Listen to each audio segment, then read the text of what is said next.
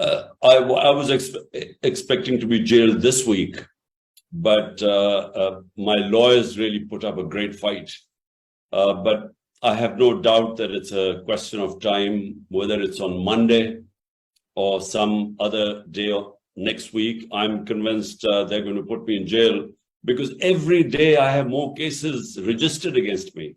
Now I think I've broken a world record that I have now 180 cases and increasing by the day.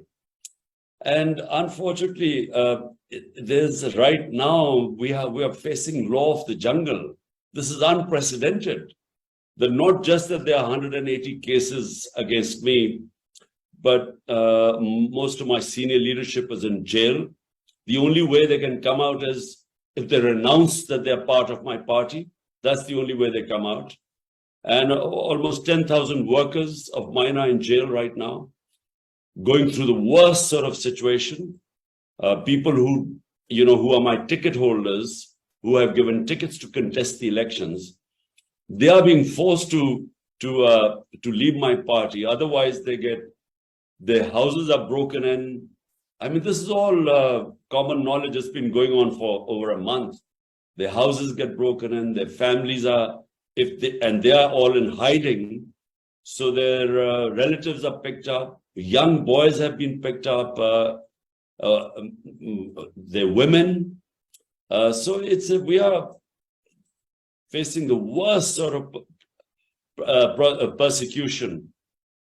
It's never been done. This sort of thing has never been done in Pakistan to political workers. So it's a matter of time. I expect maybe Monday, maybe a few days later, but I don't see being out of jail for long. Well, definitely our ex-army chief, he engineered the whole thing. He used the intelligence agencies to break my party members and also our allies. So it was a coalition government.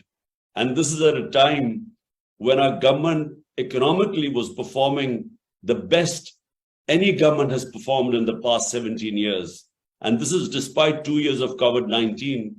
And when our government was considered internationally to be the top 3 governments that coped the best with the COVID-19 pandemic. So he engineered the whole thing to get an extension. And he then joined hands with the current prime minister, who was facing corruption cases. He was under trial at the time, and they engineered this thing. And where did the US come in? They fed the US this bit that I was anti-American. I'm talking about the army chief. He actually had a lobbyist who was paid by my government without my knowledge, who was lobbying in the US to say how anti-American Imran Khan was and how pro-American the army chief was. So yes, there was the US interference came in when their Undersecretary of State spoke to Ambassador 6th March 22. And the ambassador then sends me the cipher, which says that ambassador sends me the cipher, which says that unless the Prime Minister Imran Khan is removed in a vote of no confidence, there would be consequences for Pakistan. And then the vote of no confidence was tabled the next day. And then within weeks, my government left. But we now realize that it was engineered by our army chief rather than engineered from Washington. But that's what we think. Well, look, let me first clarify what my position on foreign policy is. Look, Pakistan's foreign policy must be for the people of Pakistan. And why? Because 100 million Pakistanis are vulnerable, 50 million below the poverty line, and 50 million just above it. So when I came to power, I specifically spoke about how we were going to try and lift our people out of poverty. Now, in doing so, you have to have a foreign policy that is basically non-aligned, like India. Now, India, for instance, they trade with China. They bought Russian oil at discounted price, yet they are partners with the US, one of the most strategic partnerships they have in the Quad with the US. Because India, their governments are concerned about the vast number of poor people in India, the level of poverty. Same is the case with Pakistan. So my idea was not to be anti any government. My idea was that my concern, the people elected me to help them get out of poverty. Now, we were involved in two conflicts. We joined the US jihad, the Afghan jihad against the Soviets in the 80s. And then after 9/11, we again joined the US war on terror. Both these conflicts took a heavy toll on Pakistan. The 80s one left 5 million refugees in Pakistan, Kalashnikovs, drugs flowing in, militant groups. And we suffered from all that, the consequences. Then after 9/11, we joined the US war on terror. 80,000 Pakistanis died. They were killed in that war. And then over $100 billion were lost to the economy. So if my concern are the 100 million vulnerable people of Pakistan, then the best way is to stay out of conflicts, be partners in peace. We played our part in trying to get the Taliban and the US across the table. And we were responsible. Pakistan, my government was responsible in the Doha talks. But to be part of any conflicts, I think we just cannot afford it. So more like the Indian foreign policy. I think the whole Afghan war was a mistake. You know, if you know the history of Afghanistan, they do not accept foreign invaders. Whether it was a superpower, Britain in the 19th century, or the Soviets in the 20th century, or the US going into Afghanistan. If the target was Osama bin Laden, then after Osama bin Laden was taken out, they should have left. Or if it was, I never understood the aims of the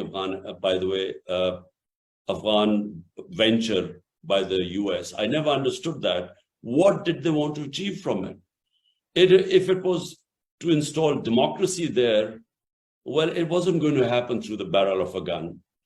If it was to liberate the Afghan women, never in human history has another country come to liberate someone's women. So if it was just, from what I could understand, it was to Osama bin Laden was the terrorist. And they thought that Taliban were harboring him.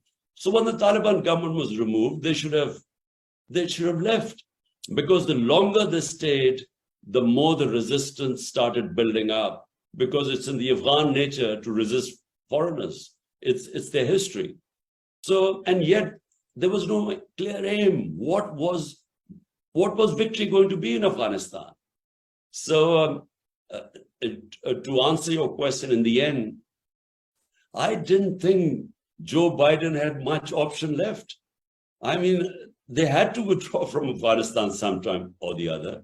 The only problem was the way the withdrawal took place. Now, I again don't blame Joe Biden, because he wasn't supposed to know that Ashraf Ghani would take off in the middle of the night. The president would leave the country. And the moment he left the country, the whole Afghan army collapsed. By the way, Afghan army was already collapsing. So no one was expected to, Biden wasn't expected to know that there were 300,000 Afghan army would just collapse and that the president would take off. Because all of us, we sitting in Pakistan, thought there would be a civil war. There would be, 300,000 Afghan army it would take a long time. When I met President Trump, this was almost 2 years before what happened in Kabul. President Trump thought that the Afghan government would last 6 months after the withdrawal, but no one expected the way it collapsed. And so because it collapsed in the way it did, the whole withdrawal became chaotic, and no one was expecting it. And then the airport scenes. And I think President Biden actually got a lot of flack, but, if that had happened 2 years later, for instance, if 2 years later they had withdrawn, and if the president had fled, as Ashraf Ghani did, the same thing would have happened 2 years later. So I think, he couldn't have predicted the collapse of the Afghan army and the president leaving the country.